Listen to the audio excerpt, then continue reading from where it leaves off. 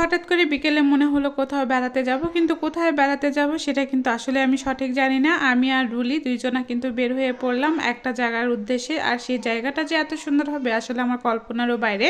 আপনাদেরকে কিন্তু আমি অবশ্যই দেখাবো যে আমি কোথায় গিয়েছিলাম, কি কি করলাম, কি কি খাওয়া দাওয়া করলাম।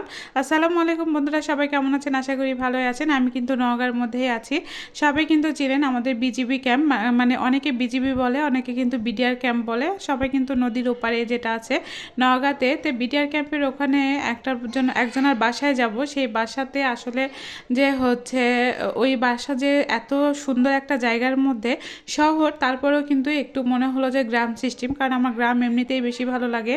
আর এইখানে তেমন একটা মানুষজন কিছুই ছিল না, আর সেই মানুষজন না থাকার কারণে এখানে কিন্তু আমার সবচাইতে নিরিবিলি একটা জায়গা লেগেছে, সবচাইতে ভালো একটা জায়গা লেগেছে। আমার অনেকক্ষণ থাকতে ইচ্ছে হয়েছিল, কিন্তু বিশ্বাস করেন বাসায় ছেলেকে রেখে এসে আমি কিন্তু থাকতে পারছিলাম না। মায়ের মন খালি ছটফট করছিল। কিন্তু একটু যদি আপনারা দেখেন তাহলে বুঝতে পারবেন যে আমি কত সুন্দর একটা জায়গাতে এসে নেমেছি। তো এই সুন্দর জায়গাটার একদম গন্তব্য হচ্ছে এখানে।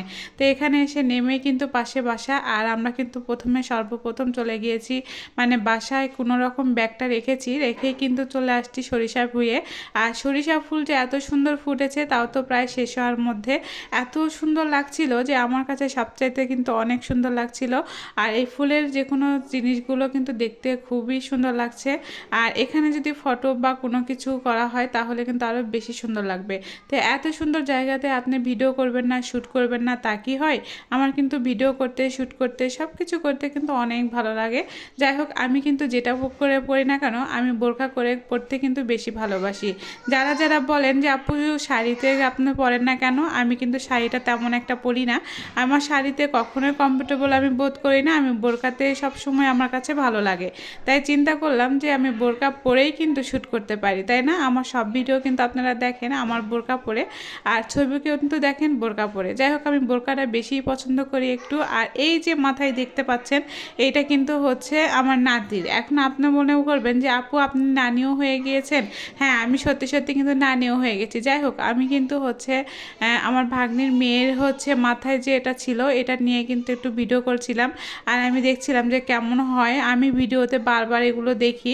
তো আজকে ইচ্ছে হলো যে এখন নিজের কাছে আছে তাহলে আমি কেন করব না। ওই যে দেখতে পাচ্ছেন পিচ্চিটা, সেটা কিন্তু আমার ভাগ্নির মেয়ে, মানে রুলির মেয়ে। রুলির থেকে তো সবাই চিনেন। যাই হোক, সে কিন্তু দৌড়িয়ে আসছিল একদম মাঝখান দিয়ে, তাই অনেক সুন্দর লাগছিল। আরও সে পিছনে বলছিল শিয়াল আছে, শিয়াল আছে।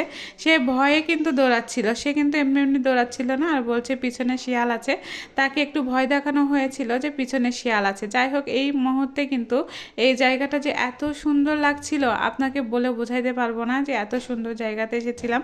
আর এই জায়গাটা বিশেষ করে আমার কাছে সবচাইতে একটা পছন্দের জায়গা, কারণ সরিষার ফুল কিন্তু অনেক ভালো লাগে।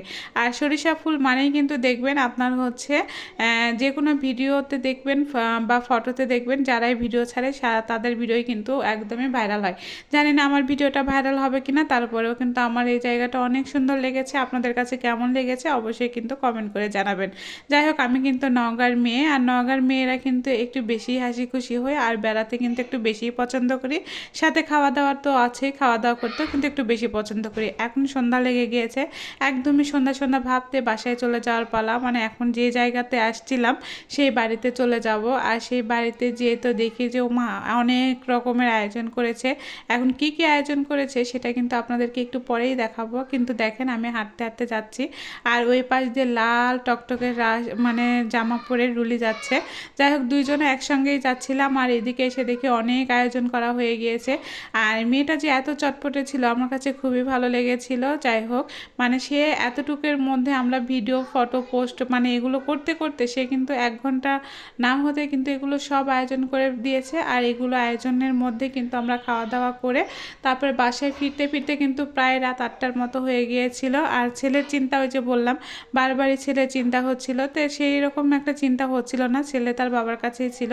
আর আমরা এদিকে খাওয়া দাওয়া শেষ করে সব কিছু দেখে তারপরে কিন্তু হচ্ছে চলে আসছিলাম। তো এই যে সরিষার ফুলে গিয়েছিলাম, তখন কিন্তু সরিষার ফুলে যে তখন কিন্তু কিছুটা সরিষার ফুল নিয়ে আসছিলাম। আর এদিকে যে মিষ্টিটা, আর এই মিষ্টিটা যে এত সুন্দর ছিল, এটা ছিল নওগাঁর মিষ্টি। আর এটা যে আমি নওগাঁতে আছি তারপরেও বলছি নওগাঁর মিষ্টি, কারণ এটা হচ্ছে একটু গ্রাম সাইডে, এই জন্য বললাম। আর এই যে সরিষার ফুল কিছু তুলেছিলাম, সেই সরিষা ফুলের কিন্তু বড়া ভাজা হচ্ছে এখানে। আমি কিন্তু কখনোই কোনোদিনও খাইনি, আজকে প্রথম কিন্তু খেলাম। খাওয়ার পরে কিন্তু আমার অনেকটাই বেশি ভালো লেগেছে।